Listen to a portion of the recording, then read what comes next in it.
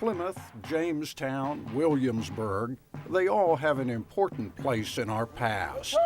But when it comes to reliving the early days of colonial America, once a year, there's no place like St. Mary's City. This particular site was settled in 1634 when they came ashore in March of that year. The whole life of the colony grew out of this particular site.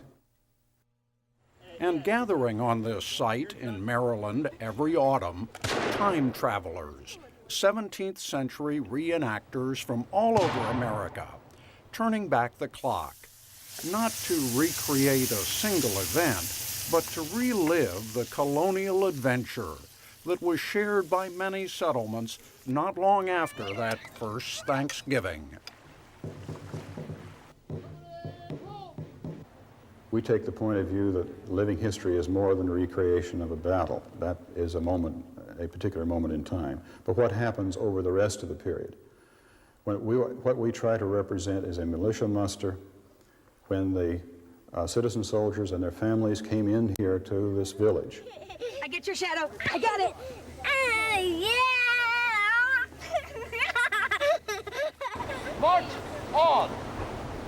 Wheel your body by the left hand wheel!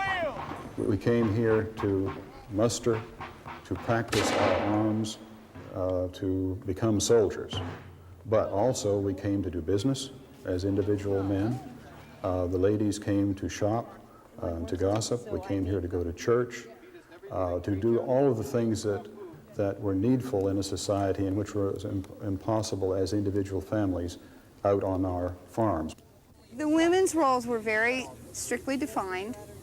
You were born and bred to marry someone and raise children, and hopefully have as many healthy, normal children as you could before you were going to die. You wanted to live as good a life as you could. I mean, there was the American dream even then.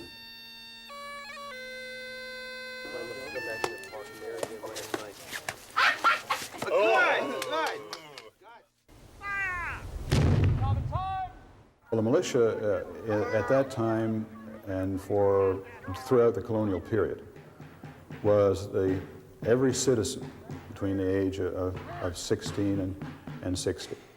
In other words, he was the beginning of the National Guard.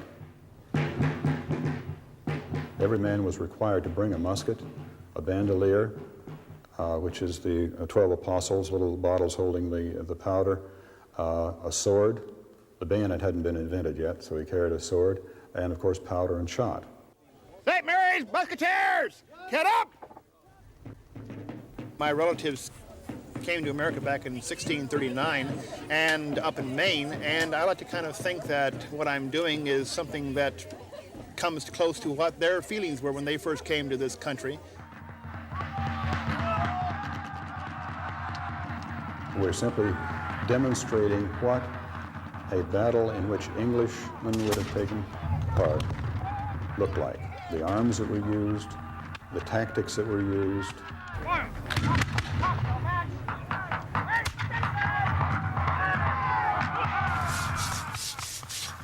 We are trying to reproduce something which actually occurred in order to show people in this part of the 20th century what people looked like, the sorts of things that they did, and of course to keep alive the military tradition of that time, as well as give some picture of the family life at that time.